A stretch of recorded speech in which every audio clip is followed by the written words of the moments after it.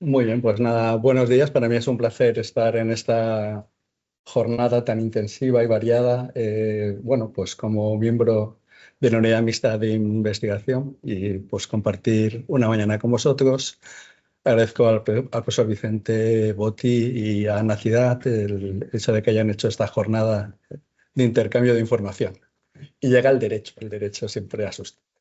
Pero bueno, yo diría que la Universidad de Valencia en este sentido sí que pues ofrece una tradición en esta formación y una vocación de facilitar las cosas. O sea, no venimos a poner trabas, sino a que esta normativa, que cuidado, es bastante compleja, la tenemos que hacer factible y tenemos que hacer posible todo lo que habéis presentado o lo que queráis hacer en el futuro, ¿no? Y para eso, como sabéis, pues hay un reglamento de inteligencia artificial de la Unión Europea que realmente va a ordenar toda nuestra investigación y toda nuestra transferencia de resultados de la investigación y que debemos de conocer. Y eso es el principal reto, ¿no? Implementar este reglamento de inteligencia artificial. Es verdad que la primera dificultad que tenía el propio reglamento era ofrecer un concepto jurídico de inteligencia artificial. Este concepto se fue reelaborando, esta es la versión final que podéis encontrar aquí, ¿eh? Pero no es la que se manejó inicialmente. Y bueno, al final se habla de un sistema basado en una máquina. Esto, no sé, a los lingüistas, a los juristas, nos horripila, ¿eh? No sabemos muy bien lo que quiere decir, ni tan siquiera desde el punto de vista técnico. Y cuando nos encontramos con esta realidad, lo que pensamos es que posiblemente sea una mala traducción del inglés, ¿eh? Yo así lo creo, por eso me he permitido poner la traducción inglesa, ¿eh?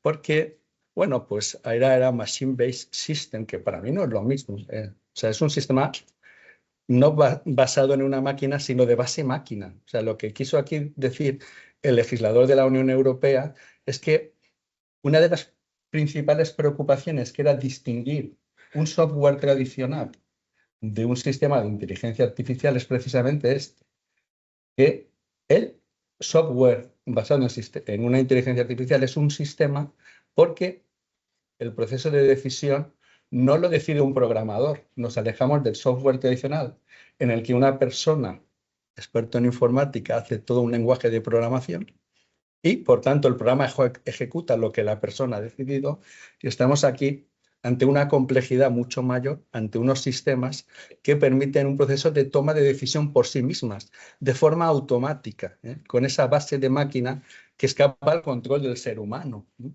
Y de ahí que haya necesariamente esa supervisión. Quiero decir, por tanto, que para un jurista también este texto jurídico, que es muy, muy arduo, es muy extenso, es muy complejo y está todo él bastante mal traducido. Y por tanto tenemos que buscar esa clave de comprensión para que lo hagamos comprensible. Por tanto, aterrizando, ¿eh? ¿Qué es cuando estamos ante un sistema de inteligencia artificial propiamente dicho? Pues estamos ante un sistema de inteligencia artificial cuando se dan tres elementos. El primero, el propio software, propia informática, el propio sistema es capaz de analizar una gran cantidad de datos. Y por tanto, los datos de entrada, el sistema de información de entrada es muy importante. Pueden ser datos que estén en la red o pueden ser datos que se le suministre específicamente al sistema para que pueda aprender en su proceso de toma de decisiones y darnos un resultado. El segundo elemento será precisamente ese sistema automático que escapa del control del ser humano, y el tercer elemento será el resultado específico que nos ofrece el sistema de inteligencia artificial, caracterizado con un cuarto elemento que va a ser necesario, puesto que pensamos que el sistema de inteligencia artificial, el machine learning, ya sea de un sistema, digamos, de composición neuronal o de un sistema bottom-up, donde se le hace crecer al sistema desde la base para que implemente su propio proceso de decisiones, toma decisiones por sí mismas, tendrá que ser la supervisión humana la que deberá de estar controlando en todo momento el sistema, ¿no? Con lo cual ya añade un elemento de complejidad que va a ser en todo momento el control del sistema. Bueno, el reglamento ha pasado por distintas fases, hasta que finalmente pues, vio la luz en el año 2024, y es el reglamento 1689/2024, que entró en vigor el 1 de agosto del año pasado. Y tenemos unas fases, estamos en unas fases, todavía no hemos cumplido ninguna. Ahora estamos en una fase de difusión y de asimilación de lo que nos dice el reglamento. Pero la primera gran fase viene el 2 de febrero del año 2025, donde a partir de ahora todos deberemos saber que cualquier sistema de inteligencia artificial va a tener que estar diseñado de tal forma que no realice ninguna de las conductas que están prohibidas para la inteligencia artificial por el reglamento. Anticipo, realizar alguna de esas conductas prohibidas va a ir aparejada de una serie de sanciones. Es verdad que también el reglamento necesita un par de años para desarrollar todos los organismos que se tienen que crear para implementar este complejo reglamento, tanto en el ámbito nacional, y ahí ya sabéis que está la Agencia Española de Supervisión de la Inteligencia Artificial, como en la Unión Europea con la Oficina Europea, que nos irán dando las pautas junto con los organismos de supervisión ética para el desarrollo de este complejo reglamento. Que sí que quería decir que no es un reglamento integral, ni mucho menos, a pesar de todo lo que se ha dicho. Simplemente nos da unas normas armonizadas para dar, si se me permite, cierta transparencia para el sistema. Sin embargo, para los civilistas es decepcionante el reglamento, porque no responde a las dos cuestiones básicas. ¿Quién es el titular del sistema de inteligencia artificial? Eso lo responderá la propiedad intelectual. Y la responsabilidad por los daños que causen estos sistemas, que ha quedado fuera del reglamento y que se va a ir complementando. Todo ello con una categorización de los sistemas llamados de alto riesgo, que ahora veremos que tienen 3 años, o sea, el plazo máximo es de 36 meses, nos iríamos al 2 de agosto del año 2027 para tener cumplimentado todo el sistema. ¿Y qué ocurre? Pues que tiene una complejidad normativa, porque no solo hay que saber del reglamento, es que hay que saber de propiedad intelectual, hay que saber de responsabilidad civil, hay que saber de contratación, hay que tener en cuenta toda la normativa de servicios de la sociedad de información y de mercados digitales para ir dando respuesta a esos 3 elementos: los datos que se toman de entrada, el sistema de inteligencia artificial que opera por sí solo y los resultados de salida. Con una serie de actores principales, según la terminología del reglamento. Por un lado están los proveedores de los sistemas de inteligencia artificial, que serían aquellas personas físicas o aquella entidad jurídica en cuyo seno se crea un propio sistema de inteligencia artificial que se comercializa.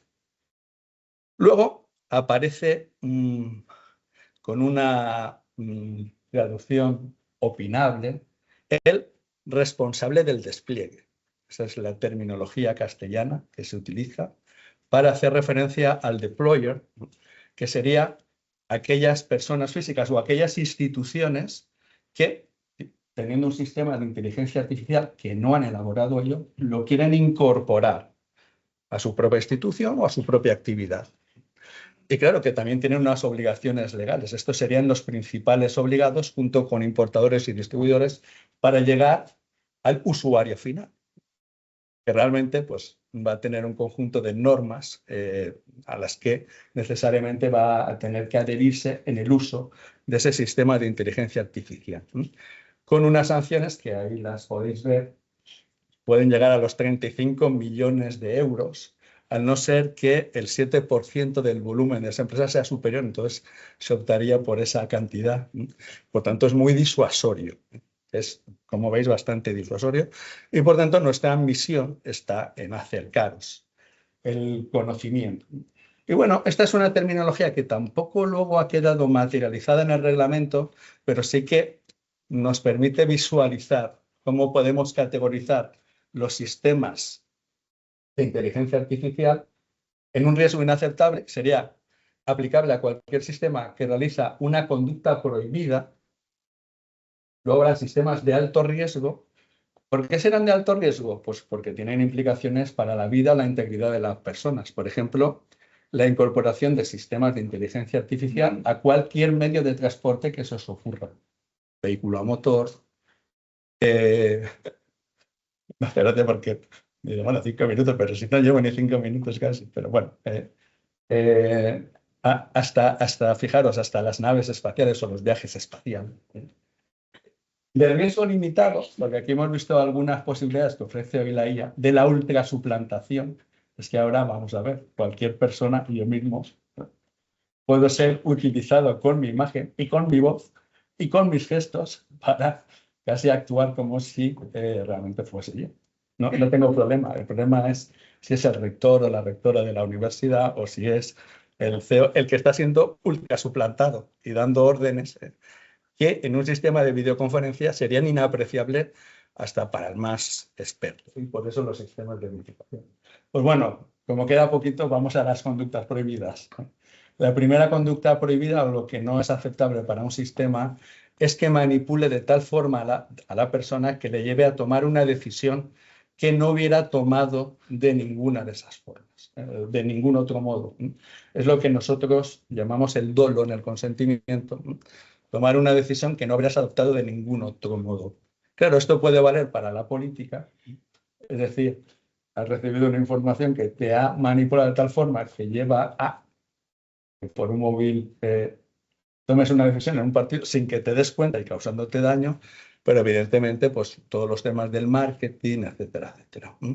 Lo mismo si se aprovechan vulnerabilidades. Desde luego, los sistemas IA no tienen que utilizarse para hacer scoring o valoraciones personales, especialmente si van a tener connotaciones negativas a la hora de promocionar, acceder, discriminar a determinadas personas. Luego, hay una especial